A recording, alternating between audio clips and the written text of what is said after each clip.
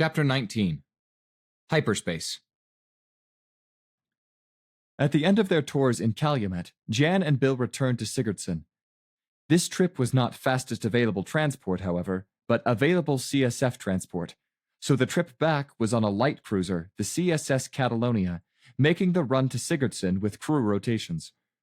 As the senior deadhead aboard the ship, and since all the guest quarters and spaces aboard ship were full, Jan was given the visiting high-ranking officers' quarters on the captain's deck of the Catalonia. The captain and first officer were happy that Jan and Bill would be sharing the quarters, given how crowded the ship would be. The guest quarters on the captain's deck were almost as big as the business class cabin on the CPS Star Surfer had been, but Jan did take Bill down cylinder to see a normal guest quarters on a light cruiser. There was one empty, as transfers were still coming aboard. "This is the same as the cabin I had on board Aquitaine when I first shipped from Earth to Jablanca," Jan said. Okay, now that's tiny. Yes, but given my history, you can see how it would have seemed a palace to me. Just the lock on the door would do that. You got it. The crossing was uneventful. Jan got called Admiral a lot. The captain invited her and Bill to sit on the bridge during maneuvers. Jan demurred, but encouraged Bill to take the opportunity to learn about ship operations. He found them very interesting. During the trip, and with no other duties to occupy her mind, Jan started puzzling out something that had bothered her for a long time, since she had first formalized the treatment of the system periphery for her doctoral dissertation 10 years before. It had been a minor curiosity at the time, but it kept growing in significance in her mind. It had become an itch she couldn't scratch. Points in hyperspace were congruent at every point to points in normal space, but closer together by a factor of 4 pi e cubed, written parenthesis 4 pi e end parenthesis cubed. Pi made sense. It was a geometric constant, and it's a geometric problem. The constant e was one of those numbers that just kept turning up, so it was no surprise.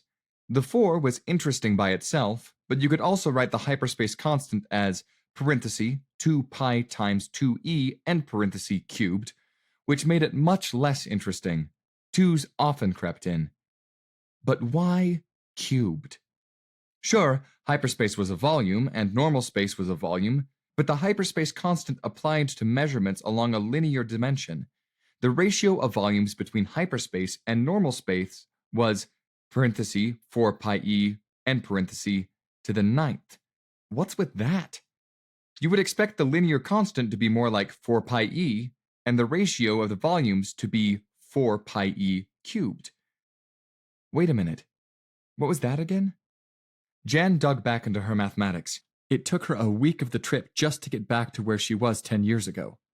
Then she checked the mathematics again. There was nothing to prevent the constant for hyperspace from being 4 pi e, or rather, the constant for another hyperspace. Or from being 4 pi e squared, or 4 pi e to the 4th for that matter. What if there were a stack of hyperspaces, all of ratio 4 pi e from one to the next?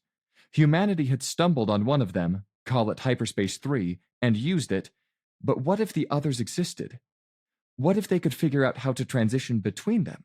One obvious thing was that if they could get to hyperspace 4 at 4 pi e to the 4th, interstellar trips like this one would go a lot faster.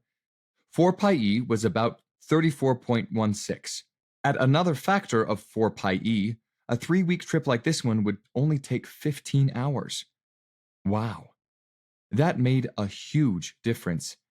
CSF ships spent about 10% of their duty time in hyper, running back and forth to their duty stations, as did CSF ship personnel.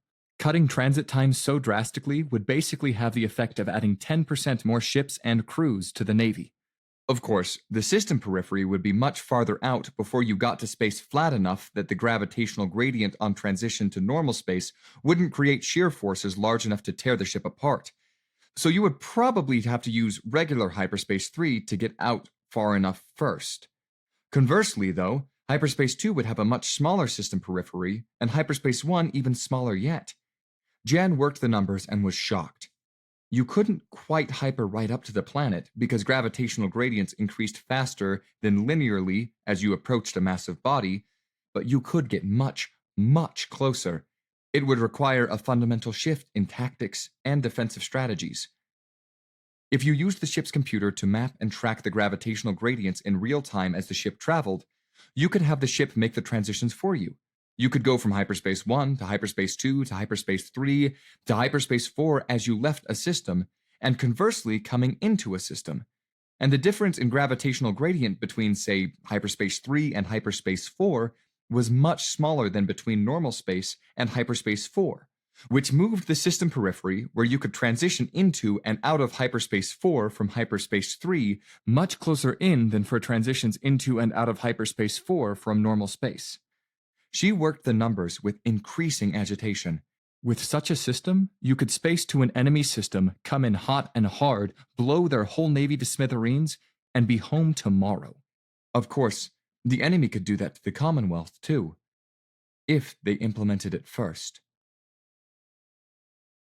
Bill, what's your clearance? Jan, I can't tell you even that much. Let me phrase it another way. I have something that should be top secret, eyes only, totally and completely black. It poses an existential threat to the Commonwealth. I'm going to call it that right now, pending approval from higher. Can I tell you? What subject area? Propulsion systems. Yes, you can tell me about it, but not here. Not on Catalonia. In Sigurdsson, I can take you to a place where we can talk. Okay. I can wait, I guess. In the meantime, destroy any notes, wipe any files, right now. Did you do any work on Catalonia's systems? Yes, my preparatory work. Some of the calculations. Okay, I can deal with that. What are you going to do? Impound the ship when we get to Sigurdsson, have a cleaning team come aboard and wipe her systems, change out memory modules and reload her systems from scratch, physically destroy the existing memory modules, the works. Really? You said it was an existential threat to the Commonwealth, right? Yeah, it sure is. It's terrifying. Then yeah, I can do that. In fact, I have to do that.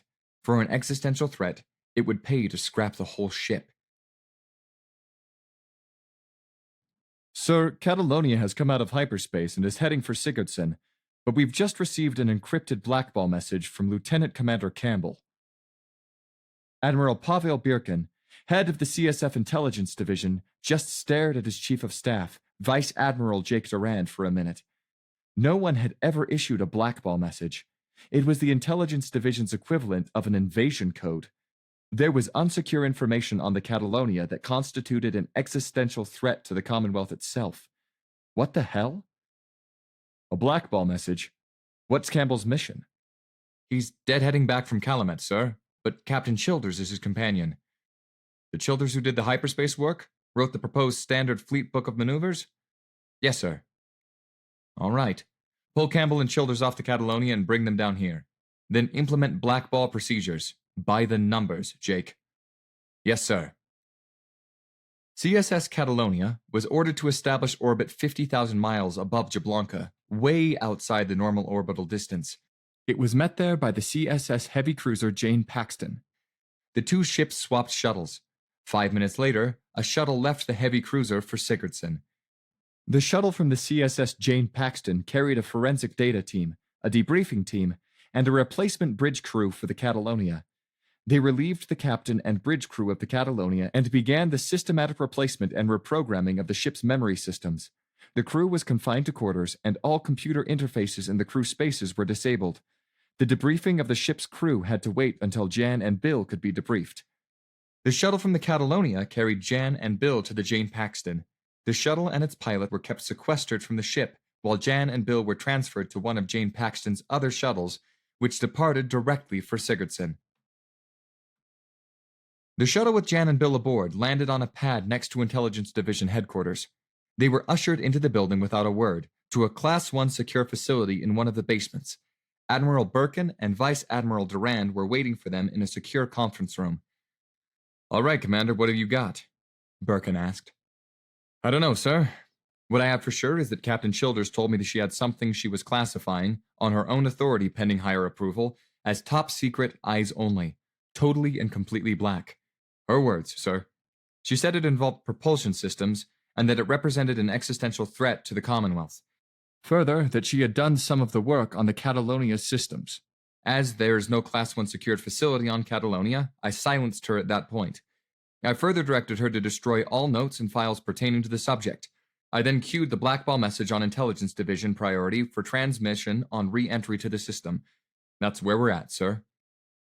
All right, good work, Commander. Getting a cork in the bottle early is important with these things.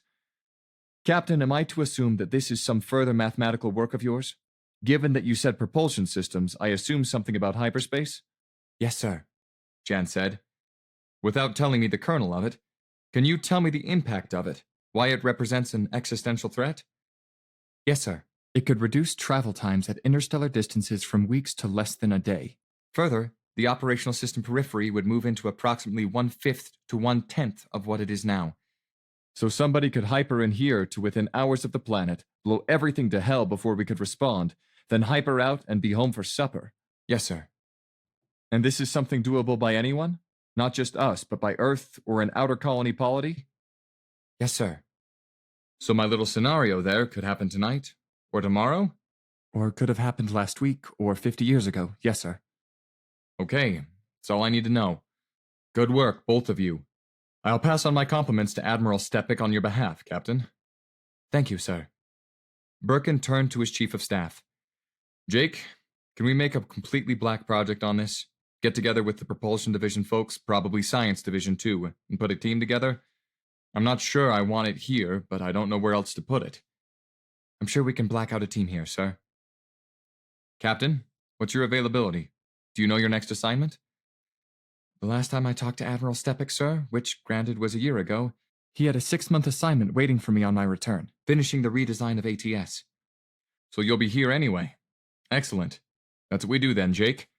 For the time being, at least. We put the team together here, get the theoretical people going with Captain Childer's help while she's here. Then we can ship them out somewhere as the team grows. Works for me, sir. And now we know what we have, we should release Catalonia's crew. Have the forensic team make sure Captain Childer's shipboard accounts weren't accessed from anywhere but her cabin. He looked at Jan, and she nodded. And then let them all go, but we should continue to sterilize the ship. Understood, sir. Oh, and make sure the captain of the Catalonia knows this isn't anything to do with them, but nothing specific. Some misdirection, maybe. Somebody lost a secure data chip or something. Thank them for the cooperation, and let them know we will let Admiral Stepik know about their being so helpful. Yes, sir. All right. Dismissed. Well, that was exciting, Jan said when they got to their couple's apartment on Sigurdsson. Yes, but we still can't talk about it. We couldn't talk about it here anyway. What was surprising to me is that Admiral Birkin didn't want to know anything about it either. The fewer the better. You'd think CSF was full of spies or something. That got a start from Bill, and he looked at her sharply. We assumed that Earth and the larger outer colony polities have active agents within Sigurdsson, Jan, despite a rather large counterintelligence operation. Really? Really, but best not to talk about such things. Jan took the hint and changed topics. She looked around the empty apartment. I wonder when our baggage will arrive. Probably within a day or two. Well, why don't we walk over to the commissary and pick up some things? This ship suit is going to smell of flop sweat after all the excitement, and after 3 weeks aboard ship, I want a bath, for which soap would be helpful. Well, that certainly tamped things down in Calumet. Your last 8 months there were awfully quiet, Captain. Vice Admiral Stepik said. Yes, sir. It was starting to get boring, but Admiral Chang took advantage of my presence to help her get the standard book of maneuvers fully implemented throughout our command, and to design maneuver drills. I got to play Red Force Commander from Planet side, and I was pretty fiendish in some of those attacks. But once they had drilled up, they were able to defeat me because I had to use the published system periphery. Admiral Chang's now redeployed to active patrolling of the outer envelope rather than holding forces at the planet. They'll be a much tougher customer going forward. No doubt. And Admiral Chang pulled no punches in her AAR. She gave you full credit for the tactical plan that defeated the Samaran raid on the system, and then amended it to note your training of her command in addition to your assigned duties. I was happy to recommend your 3rd DSM on that basis, and she signed off on it enthusiastically. I must say, the 2nd cluster on your DSM looks good on you, Captain. Thank you, sir. It will also help me in my own fiendish plans. The new ATS course is ready for your review, Captain. I want you to tighten it up for me. Make it be the best training and sifting course you can. Then I have to sell it to hire, but your direct involvement and your recent success with the system-wide view will help immensely. I'm looking forward to reviewing the material, sir. And I may have some extra wrinkles from Calumet from training up Admiral Chang's captains and staff. Excellent. Then I'll let you be about it. Dismissed, Captain. Chapter 20. Totally Black.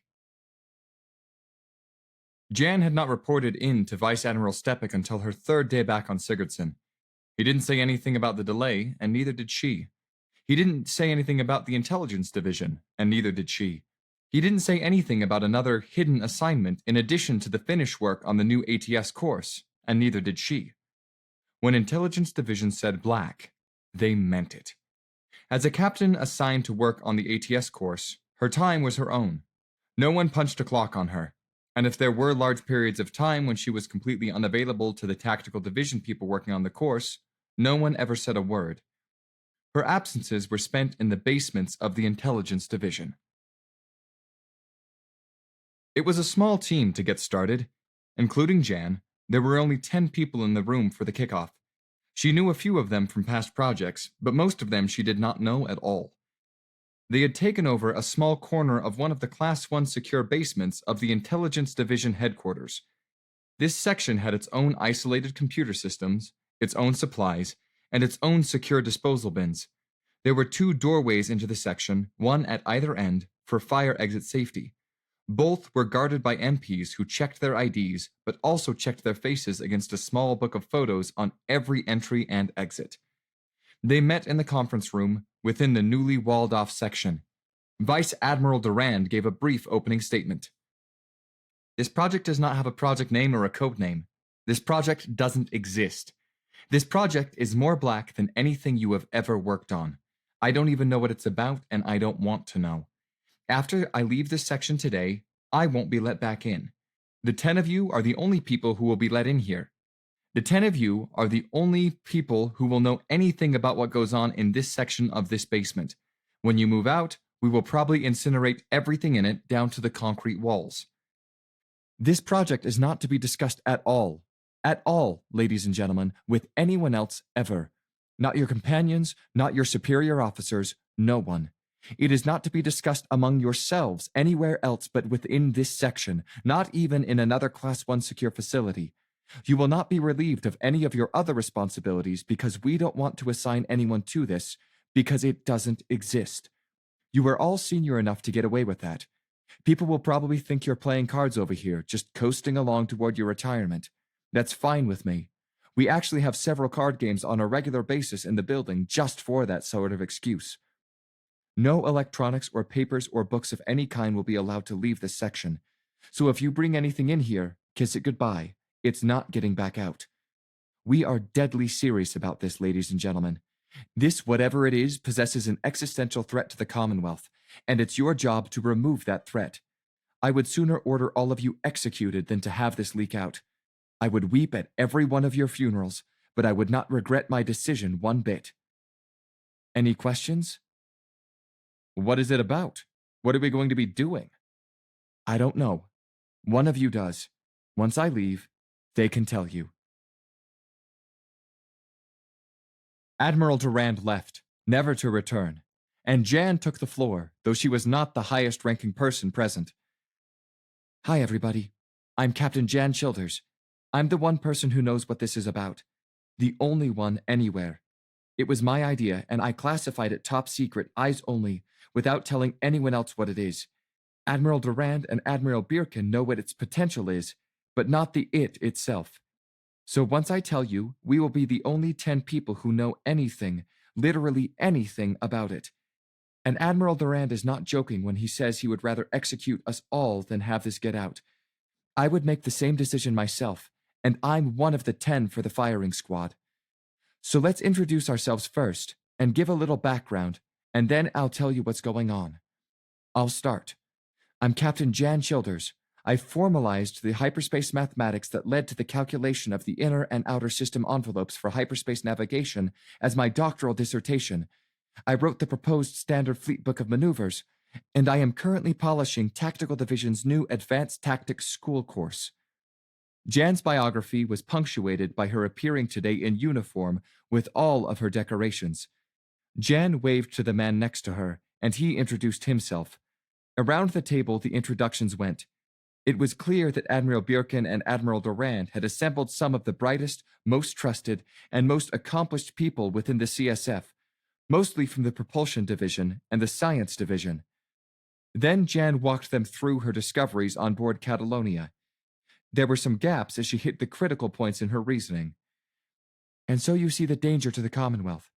If the hyperspace end postulate is true, an enemy fleet could transition out of hyperspace mere hours from the planet, destroy everything before we could possibly react, and hyper back out.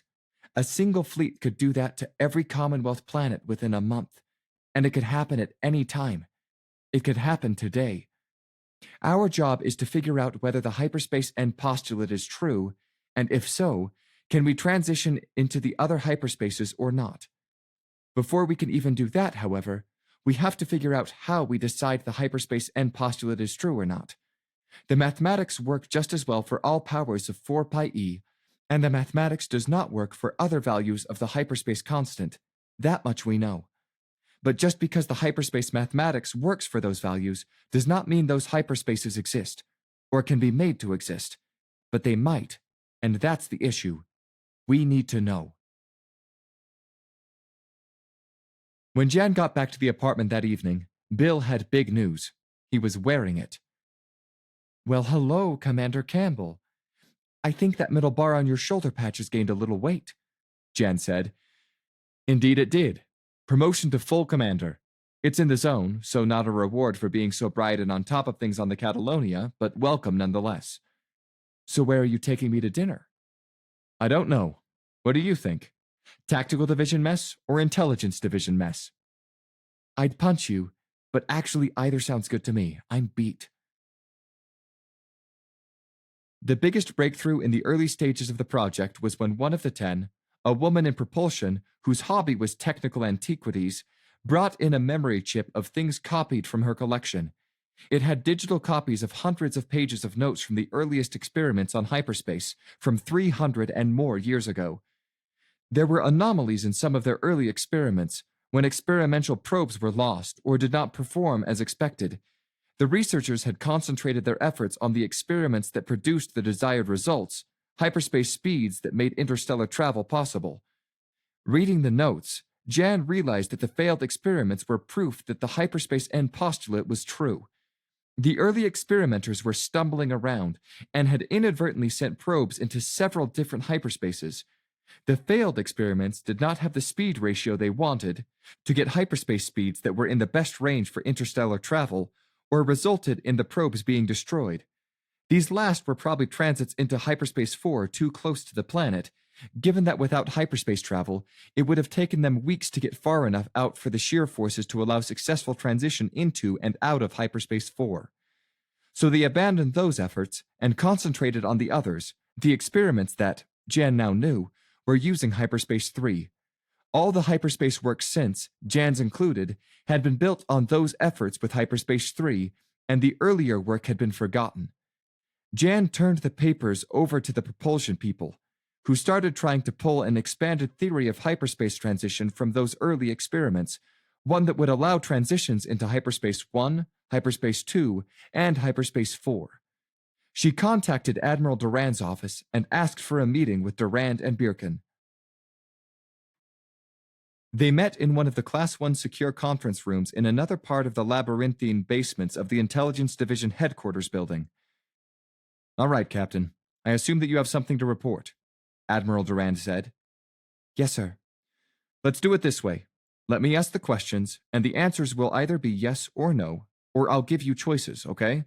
No volunteering information. Certainly, sir. You have something to report, so it must be either progress or lack of progress. Which is it, Captain? Progress, sir. And that progress must either be positive or negative. That is, you now have reason to believe that the scenarios we talked about before are either possible or not possible. Which is it? Possible, sir. And you have either tentatively concluded they are possible or definitely concluded they are possible. Which is it? Definitely, sir. And you can see your way forward from here, or you are not sure how to proceed yet. Which is it? We can see the way forward, sir. There's a next step on the way forward that you see, Captain. In one word, what is that next step? Experimentation, sir. Really? Yes, sir. So in your mind, it's time to ramp up funding for this project and send them off somewhere where they can play with their toys in private. Yes, sir. My God. That pretty much sums it up, sir. One more question, Captain. Is this something that if others, say Earth or an outer colony polity, were to begin looking into, they might have similar results as fast as you have? Yes, sir. All right. Thank you, Captain. This has been most helpful. Go back to the others and tell them to start drawing up their wish lists. And they shouldn't worry about budgets. Just what they need and want to do the work. Oh, and personnel, too.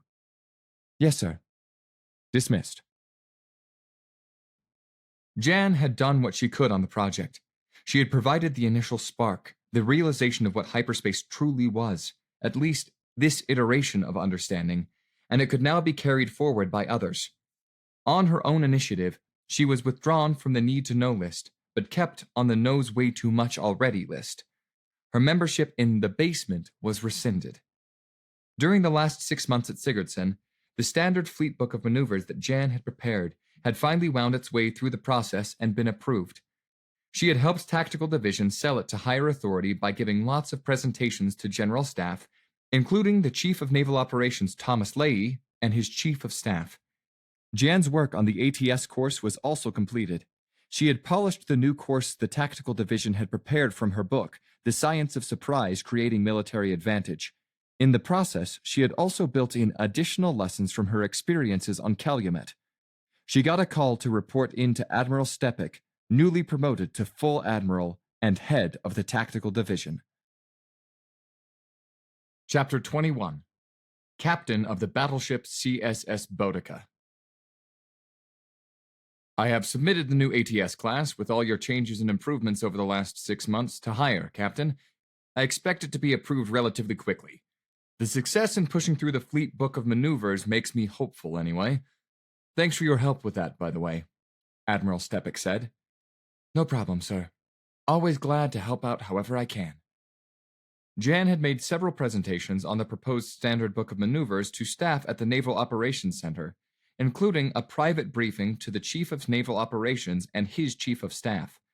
She had given those presentations, of course, in full uniform, wearing all her decorations, the CSF Combat Medal, the CSF Science Medal, with cluster, the Distinguished Service Medal, with 2 clusters, and the Victorious Action Ribbon, with 3 silver stars, along with Theater of Service ribbons in the planetary colors of Valor, Parchman, Cerestic, Pahadan, and Calumet, and BTS, ATS, and UCS badges. In those presentations, she was the most decorated officer in the room. Well, it helped a lot, and your recent familiarity with higher, or rather, their recent familiarity with you, will grease the skids for the ATS course, which is based on your now approved Fleet Book of Maneuvers and your well-received The Science of Surprise, and which, as I will often point out, was developed with your direct involvement. I don't expect any problems with that now. And I do think the new ATS course came out splendidly. Thank you, sir. I find myself in something of a tight spot, though, with regard to your future. The next step for you in my mind would be shipboard, as captain of a heavy cruiser before moving on up to senior captain on a battleship. Something has come up, though, that has changed those plans. Come up, sir? Yes, Captain. Jeanette Shee just made Vice Admiral. She popped in to discuss staffing of her new command. And, among a lot of smaller requests, she made one big one. She requested you as her flag captain on the new build CSS Boudica. I explained to her that battleship captain is a senior captain's berth, much less flag captain, and you've never commanded a heavy warship. I also pointed out to her you are just 26 years old, though you have 12 years in commissioned service. She countered that an academy graduate with 12 years of commissioned service would be 34 years old, and then asked me a question. She said, well, if not Captain Childers, who would you recommend being better than her? I have no good answer to that question, Captain. So I inquired of higher and got enthusiastic support for a promotion out of the zone. If you accept, you would be promoted to senior captain, become captain of Boudica, and carry Admiral G's flag. As always, there are no black marks for turning down assignments out of the zone, Captain, so you should consider carefully. Jan sat stunned. Senior captain? Flag captain? On a new-build Cleopatra-class battleship? Her mind raced around the problem and came up with a question. Staffing, sir. Who are the executive officer and senior tactical officer? Senior non-commissioned officer? Unfilled pending the captain spot. Senior captains have a lot of pull in getting the staff they want, and a flag captain has their admiral's weight behind it. So I await your staffing requests if you accept the position, Captain. Names and faces popped up in Jan's mind. A table of organizations started to fall into place. I'll be happy to accept, sir. Then congratulations, Senior Captain. Jan was standing in the living room of their apartment when Bill came home that evening. Hi, how was your meeting with... Oh, I see. A good meeting then, I take it. You might say that, Jan said, twirling in her uniform, now sporting shoulder patches and collar pins with the single star of a senior captain. Senior Captain, a new-build battleship, the Boudica, and flag captain to Admiral G. Flag captain? In one step? Wow. Admiral G apparently said something like, if not her, who can you give me better than her? And Admiral Stepek had no good answer. When he asked higher, they signed off. Pushed him to do it, he said. Well, I can believe that, of both of them. So now what? First, a couple of months of working up. She's just been released from her space trials for duty, so a couple more months at Sigurdsson. And then? That dampened the excitement more than a little. Jan's voice was almost flat when she answered. 2 years on Bahia. I'll have to see what Intelligence Division has going on at Bahia. Check and see if there are any postings available. What if there aren't? Let's take it one step at a time, Jan. Live today. The next night, Bill was gloomy. Well, there's an open slot on Bahia, but it's a captain's berth. I'm only 6 months in grade, so that's unlikely. I put in for it, though. We'll see what happens. Admiral Durand was in Admiral Birkin's office for their daily early morning meeting, running through a raft of items for Birkin's approval. One more, sir. I have a posting request from Commander Campbell. That fellow who bottled up the Catalonia with the blackball message? Yes, sir. He put in for a captain's berth on Bahia. He'd just made full commander 6 months ago, but that was in the zone. This would be way out of the zone, so it would need your approval if we want to do that. The promotion to commander was in the zone? Yes, sir. It was already in process when the whole Catalonia thing came up. One other point. Admiral Stepek has promoted Captain Childers to senior captain. She's going to fly Admiral G's flag on the new-build Boudica. Boudica's headed for Bahia, 2-year deployment. And Childers is still Campbell's companion? Yes, sir. That's why I bring it up.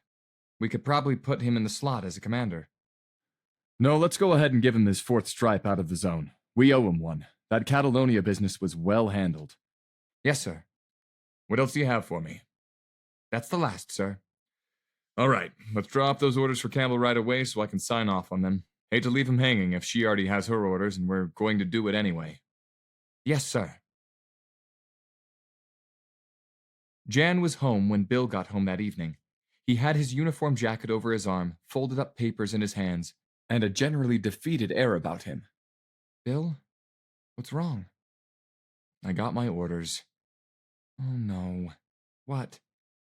Bill's expression did a 180. All of a sudden he was a little kid with the key to the candy store. But hey! He thrust the papers into her hand and then put on his uniform jacket, revealing the 4 bars of a captain on his shoulder patches. Oh, you? I'm gonna kill you! She punched him in the arm. It's way out of the zone. I figure it must be the Catalonia thing. Jan was scanning the papers. She froze on the last page. Ha! Did you see this? What? Under transport, it says, date open, means CSS Boudica. No kidding.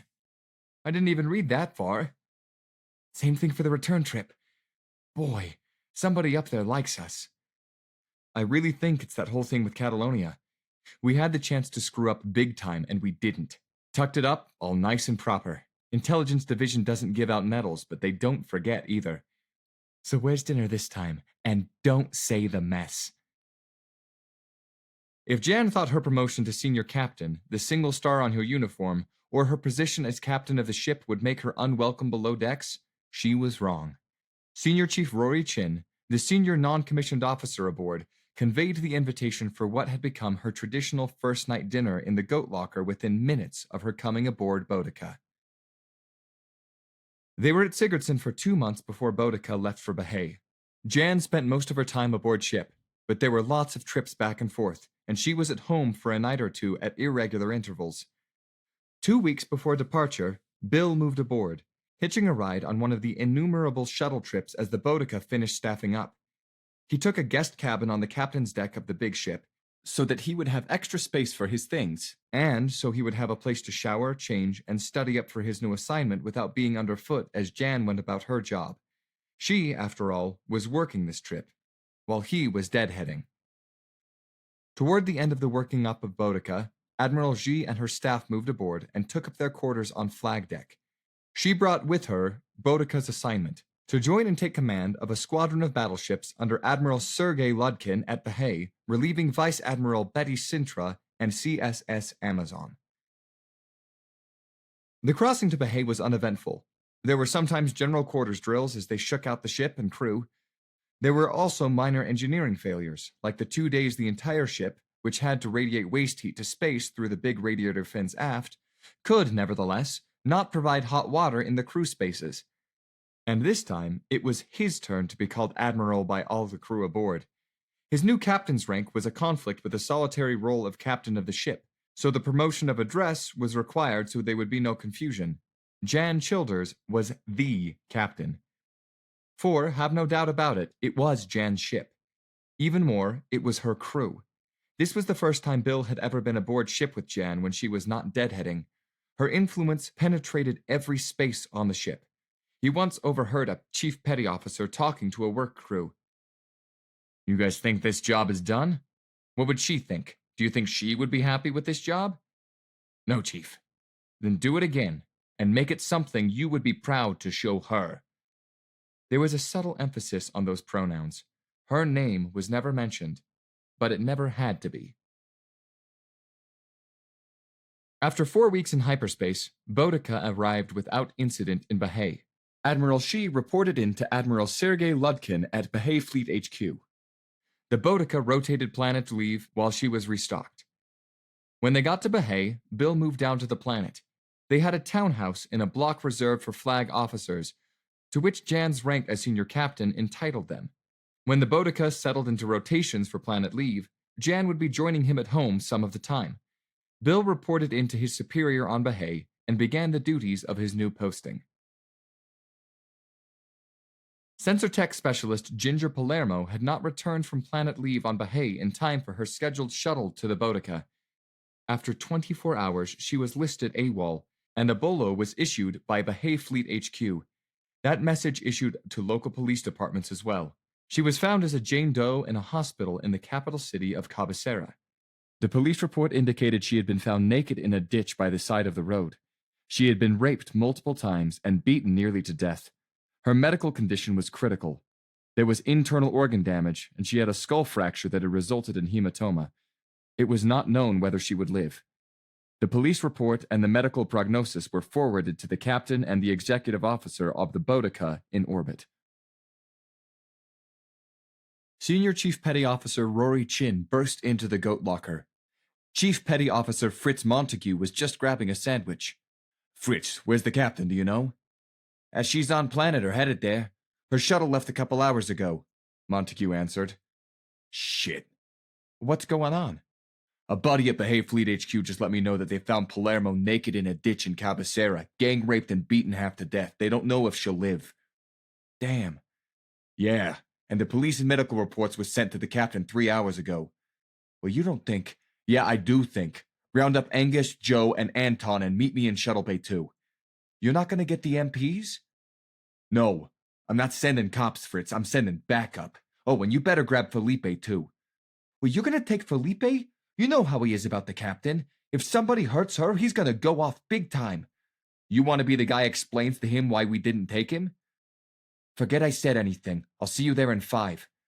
Have them bring some play toys along, but nothing too obvious. Chin set off for the bridge. Now to convince the XO sending what amounted to a riot squad down to the planet was a good idea. Captain Donald Weatherby paced the ready room. He had been captain of a light cruiser in Calumet under Rear Admiral Bzovsky when Captain Childers had trained him along with all the rest of Admiral Chang's captains on the new Standard Book of Maneuvers. He was pleased when Senior Captain Childers had tapped him as her XO aboard Boudica, but he didn't know what to do about this. The captain had told him she was going to the planet, and as her executive officer he had command in her absence. Her trip was unplanned, which was unusual enough, but the flat tone of her voice and her sense of grim purpose scared the hell out of him. He had seen the reports on Palermo, too. He thought about sending a squad of Marines or MPs down to the planet to keep an eye on her, but she would have his hide, and she was the captain. He had about worn a hole through the carpet when Senior Chief Petty Officer Rory Chin came in. "Ah, there you are, sir." Chin saluted, and Weatherby returned the salute and raised an eyebrow. "Well, sir, me and some of the fellas were thinking of taking a little unscheduled R&R on Bahia, and we need your authorization." "Who are you taking, Senior Chief?" "Well, I was thinking Montague, Doherty, Kmechik, Misik, and Fukada, sir, and myself, of course." Weatherby nodded as Chin ticked them off. Berserkers one and all. And Felipe Fukuda? God help anybody who hurt the captain. He went over to the intercom and punched a combination. "Shuttle Bay 2, Lieutenant Hargrove." "Lieutenant, this is Weatherby. I need an unscheduled shuttle to Bahia Fleet HQ for immediate departure. Can you accommodate that?"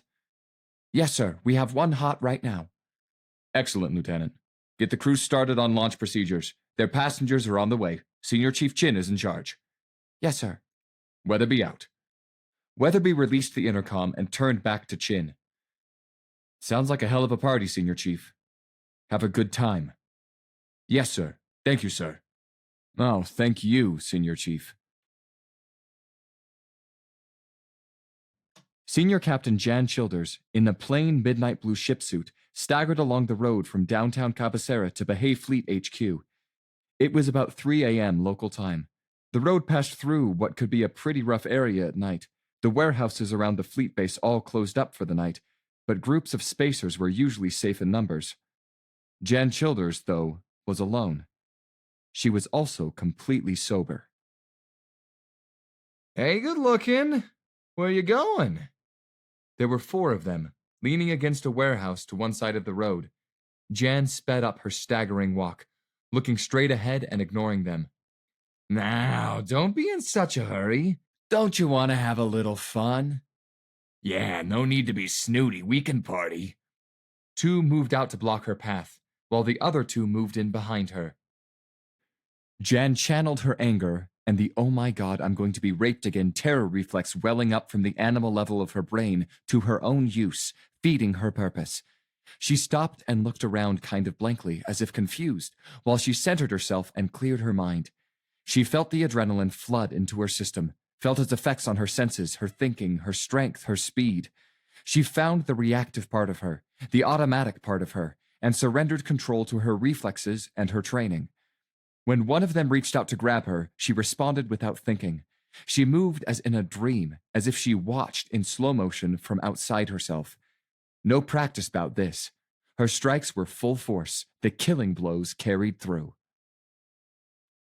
When one of the 4 men reached out to grab Jan, she exploded in violence, punching, spinning, kicking, deflecting their moves with casual ease. It was over in seconds, all 4 of them on the ground, dead or dying. One man groaned, and she casually stomped his throat and dispassionately watched him choke on the debris of his own trachea. She was standing in the eye of the destruction when headlights gleamed out of the darkness and pulled up to the scene. "Captain, what are you doing out here this time of night? It's not safe," Chin said as he climbed out of the cab of the small troop truck and walked up to her. A virtual wrecking crew of senior non-coms followed him. "Yeah, look what happened to these guys, ma'am. Somebody really did a number on him," Fukuda said. "Imagine that. 4 big guys mugged on a public road. It's definitely not safe out here, ma'am," Montague said. "Come on, Captain. We'll give you a lift to base. We were just heading in that direction, Chin said, despite having just driven up from the direction of the base. Jan shook herself, looked around as if seeing the 4 bodies on the ground for the first time as the fugue passed. Perhaps that's best, she said. She allowed herself to be led back to the truck and took a hand up into the cab to sit between Chin in the driver's seat and Montague riding shotgun. Chin did a 3-point turn and headed back to Bahia Fleet HQ. Adrenaline reaction hit as they were on the way back, and Jan began to shake. Montague took off his jacket and draped it around her shoulders. It was huge on her, and she pulled it close about her as they drove. Bill had only been on Bahia a bit over a week when he got an emergency message on his phone at 4 a.m. He silenced the strident alarm and found the following message. Admiral Campbell, Captain Childers bound for home right now. Arrival 15 minutes. Fukuda. Bill got out of bed and put on a ship suit. Thinking about it, he also zippered on a pair of Navy work boots. He went to the door and waited in the open doorway. Lights came down the road. It was a small troop truck, taking it slow. Bill reached over to the light switch and flicked the outside lights on and off a couple times, at which the truck sped up and came up to stop at the curb. 4 big non-coms piled out of the back and lined up on either side of the short walk in what he recognized with a shock was a protective cordon. The driver got out and walked around the front of the truck through the headlight beams. Bill recognized Senior Chief Chin, Bodica's senior non-com. Another non-com got out of the passenger side, and he and Chin helped Jan down out of the truck. She looked ghastly. She was wearing a huge jacket draped over her shoulders, over an unmarked ship suit. She was ashen and weak-legged, and half stumbled as she stepped down. Chin and the other non-com, who was built like a mountain, caught her, and half guided and half carried her up the walk. Halfway up the short walk, Jan looked up and saw Bill standing in the doorway. She strode up to him, shrugging the jacket from her shoulders, and threw her arms around him. He hugged her close. She was shaking.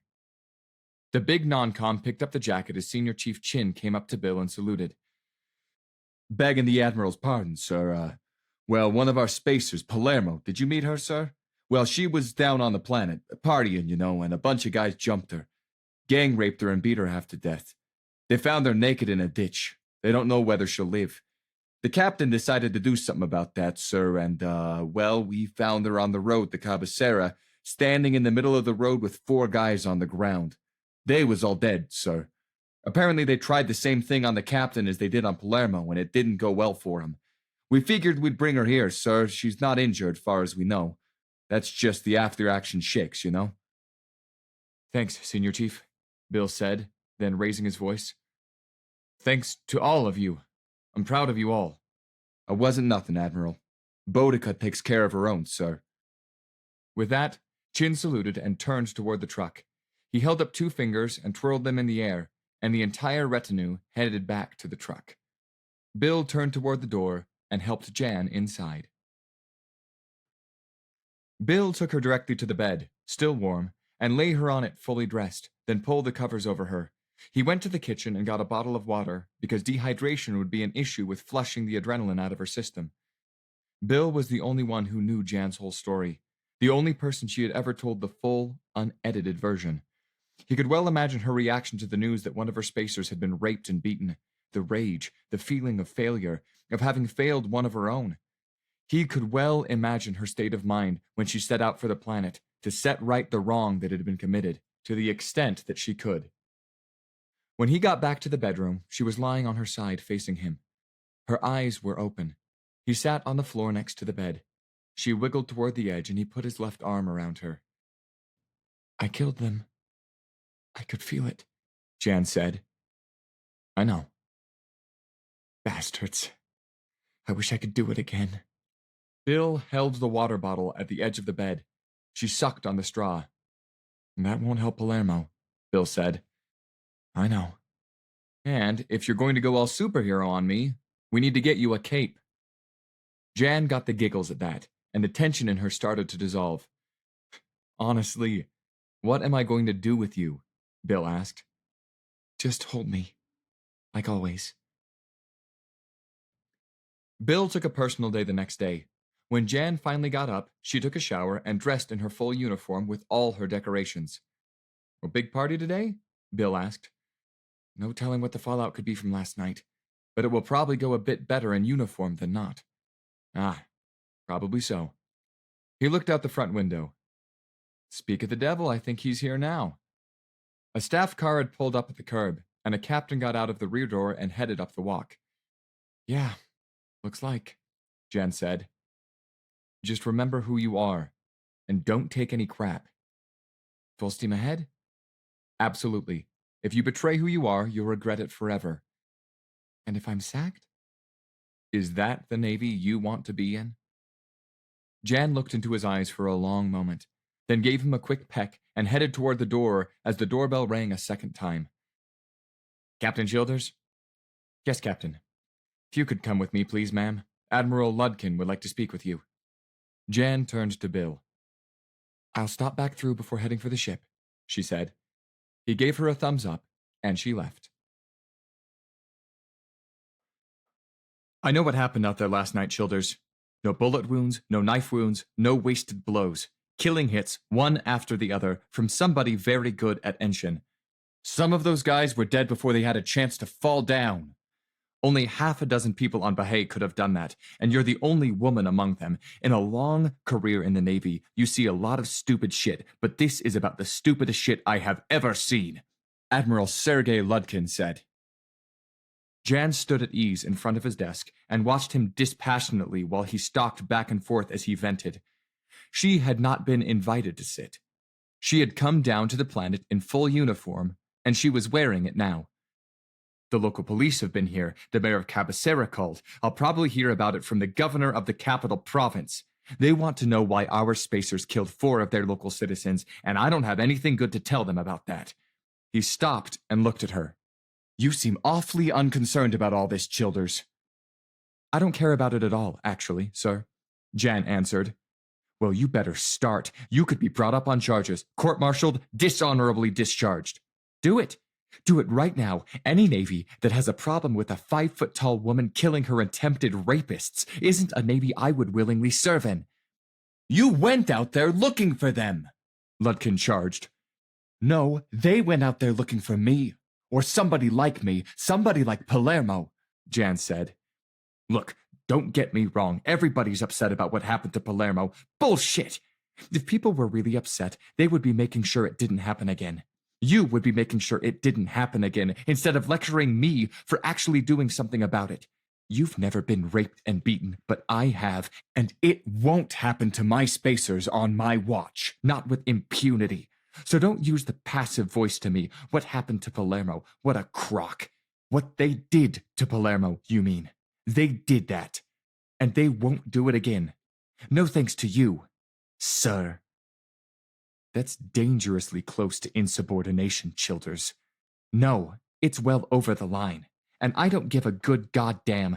2 nights after Palermo was raped and beaten, was there extra security on that road? No. Were there shuttles for spacers to and from the nightlife in town? No. Were any extra measures taken at all? Did anything change? No and no. If this Navy won't protect its own, it doesn't deserve the niceties of military courtesy.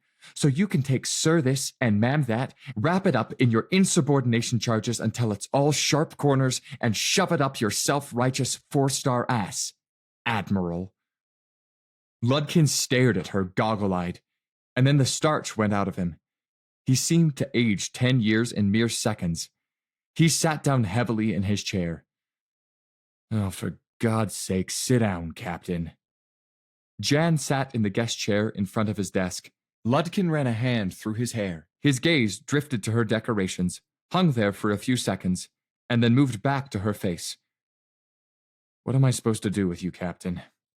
You're the best ship's captain in Bahia, and everybody knows it. I do my homework. I could wallpaper hyperspace from here to Sigurdsson and back with your positive evaluations. It'd be my career if I brought you up on charges for anything less than blowing up the goddamn planet. And it would be like cutting off my right arm if the tactical situation here ever fell into the pot, even if I could make the charges stick.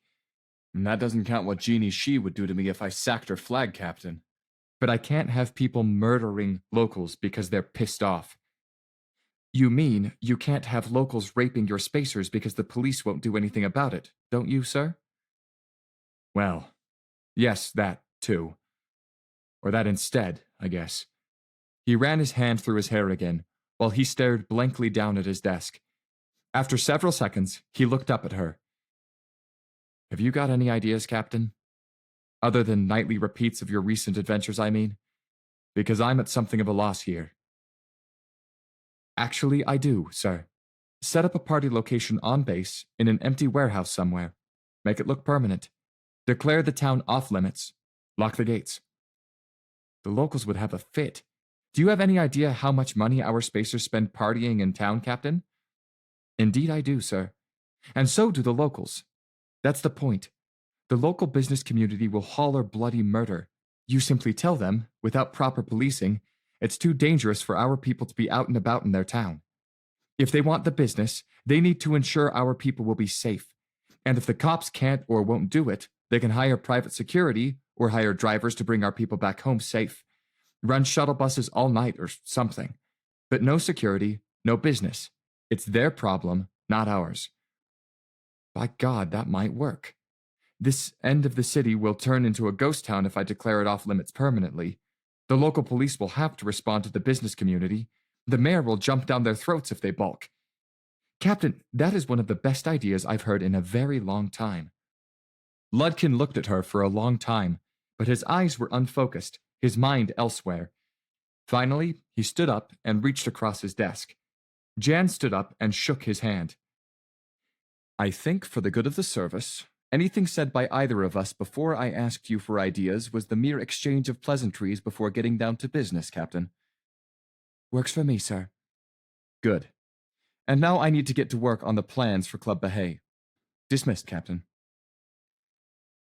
When Jan returned home, she was in good spirits. So what happened? Bill asked. Ludkin threatened to court-martial me, so I dared him to do it.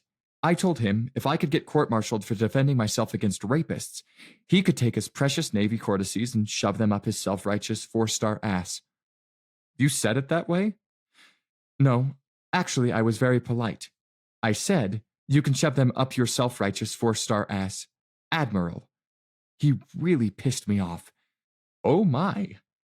Bill, after all, had seen Jan angry. What did he do when you said that? All the steam went out of him. He said he was aware of my reputation, and that I was the best ship's captain on Bahay, and everybody knew it. That, if he sacked me, it would kill his career. Then he actually turned productive and asked if I had any suggestions. Really? And you said? I told him to open a club on base and put the town off limits. Oh, that would raise a howl. It sure would. But then they would fix the problem.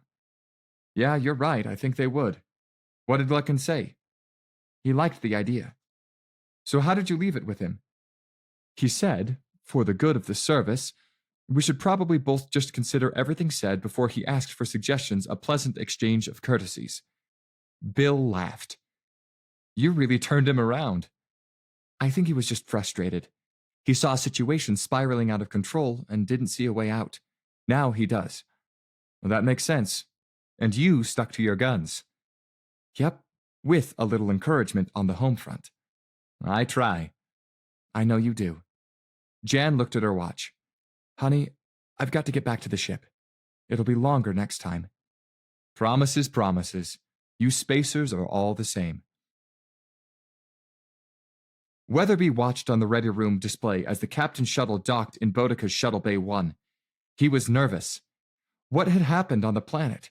Senior Chief Chin's crowd had returned hours ago, but had had little to say other than, "It was a great party," and, "We saw the captain out partying too. She's one hell of a partier." Given their idea of a party, he could only imagine. But scuttlebutt was she had been called in by Admiral Ludkin. How had that gone? Jan's aide met her at the bottom of the shuttle base stairs and took her overnight bag to her quarters. She went down to her ready room to take command of her vessel back from her XO. When Jan entered the ready room, she could tell Weatherby was about to vibrate out of his skin. Relax, Don. Everything's fine. Well, there was some scuttlebutt about this and that, ma'am. Some of it was troubling. A meeting with Admiral Ludkin, for example. That's the reason for my trip, XO. Though Weatherby's rank was captain, no one ever referred to him as captain aboard ship. There could only be one captain on a CSF ship. I met with Admiral Lubkin to discuss measures to increase the safety of our people when they were off base. That's all? Well, I visited Palermo in the hospital. She'll recover, but no more shipboard duty. She's either going to take a desk job or disability retirement. Her choice there. She hasn't decided. Oh, and I heard that by lucky chance the fellows who attacked Palermo fell on some misfortune last night. Misfortune, Captain? I would call sudden death a misfortune, XO. Wouldn't you? Is everything all right planet-side, Captain? Vice Admiral Xi asked. Couldn't be better, ma'am, Jan answered. I was not pleased when I heard Admiral Lubkin called you to his office without notice to me or my being present. Did that go okay? It went very well, ma'am. We had a little exchange of pleasantries, and then he asked me for my advice on increasing the safety and security of off-base personnel. Ever subtle to nuance, she asked, Pleasantries, Captain? Well, some parts of it were more pleasant than other parts, ma'am, in both directions, but that's where we left it, at his suggestion. Oh, good. I've known Admiral Lubkin a long time, Captain. Sergei can initially react poorly to the, occasional little mishap in his command area, but he usually comes around. And speaking of mishaps, are your people all back aboard? Senior Chief Chin and his crew? So she knew about that. Good. All present and accounted for, ma'am. I heard they were sad they missed the party. Well, they did get there in time to help with the cleanup, ma'am, and that was appreciated. But we're all back aboard and the ship restocked. The Boudica awaits your orders. So we grab a truck from the motor pool, 'cause the chief there is a buddy of Kometchik's, right? And we go driving into town with no idea what we're gonna find. Chin's driving and Montague's riding shotgun, and the rest of us are all standing in the back looking out over the cab, looking for the captain.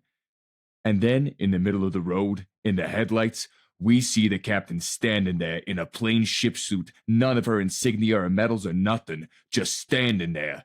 And there's 4 guys on the ground.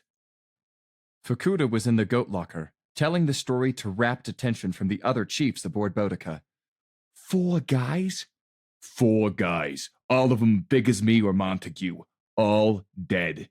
And she's just standing there in the middle of them, kinda dazed, like she don't know what happened. Like they all just fell down dead or something.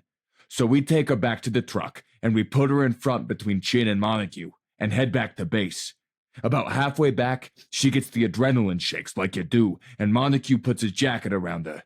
He has this little thing wrapped in this huge jacket, shaking like a leaf, and she just took down 4 guys big as any of us. Jesus. Yeah, that ain't the half of it. Buddy of mine works in headquarters, and Lubkin called her in the next day. From what my buddy heard through the wall, he tried to read her the riot act, and she ripped him a new asshole.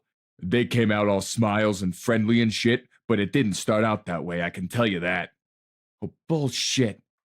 Nah, truth, I tell you. You know the captain's background, right? Not one of those academy types. She's OCS. She looks like a kid, but she's got 12 years in the service. Swore her oath when she turned 14 after passing the exam so hard she broke the damn machine. Grew up on her own in the slums on Earth and couldn't wait to get out of that shithole. Probably got raped and beaten a bunch of times herself growing up. No way she was going to stand for what they did to Palermo, and Lubkin wasn't going to get in her way either. But what she did to those 4 guys don't bear thinking about. They all had knives and shit, and they never even got a chance to unsheath them. Couldn't have taken her more than a couple of seconds to drop them all. Shit, they was dead before they hit the ground. No, the captain's one of us. They may give her ranks and medals and all that shit, but she's a below-decks berserker the likes I ain't never seen. And I've been around, you know. Okay, let's get started, Vice Admiral Xi said. It was a video conference in hyperspace to avoid long time delays, with a flotilla of destroyers standing picket on the northern and southern approaches of Bahia. Attending were all 16 of Xi's captains and executive officers, as well as the rear admirals, chiefs of staff, captains, and executive officers of the subordinate heavy cruiser squadron and light cruiser squadron in Bahia. Bahia is a major target for outer colony raiding because it is a large trading and commercial center that makes it hard for some of the outer colonies to compete. Mostly because they're not free economies, but that's not our problem. Our issue is these outer colonies seem to think the path to profitability is to do damage to Bahia. No raids have done major damage yet, but there has been more minor damage than we should be willing to tolerate. Admiral Sintra had her hands tied because she had no authority to enforce a standard book across squadrons. That period is over. Understand me here. We will use the Fleet Book of Maneuvers in Bahia, no exceptions. It has now been made the standard book by Fleet HQ, so if you don't want to use it, you can resign and go join some other navy. If you have difficulty accomplishing that on your own, I can help you with that by sacking you from this navy. And if you think that won't happen, that you're indispensable, know that I already have Admiral Ludkin and Admiral Stepek's authority to do just that. I've known Sergei Ludkin a long time, and he's completely behind me. And Admiral Stepek sponsored and pushed the standard book through Fleet HQ. That's one of the reasons he made his 4th star, so I don't think he's going to back down from it now. Am I being a hard ass? Yep, you betcha. But that's because I've seen it work. We shut down the Bahadan system with 2 squadrons of heavy cruisers, and we were running 1 in 4 rotations. Think about that. We completely closed the system against raids with 12 heavy cruisers. The 4 light cruisers and 2 heavy cruisers that thought to test us didn't go home. They were dead once they entered the system, and we didn't get our paint scratched.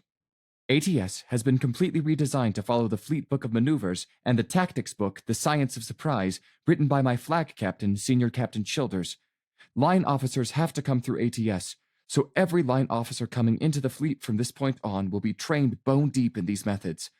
Now, a lot of you haven't had training in these methods, but we're going to rectify that.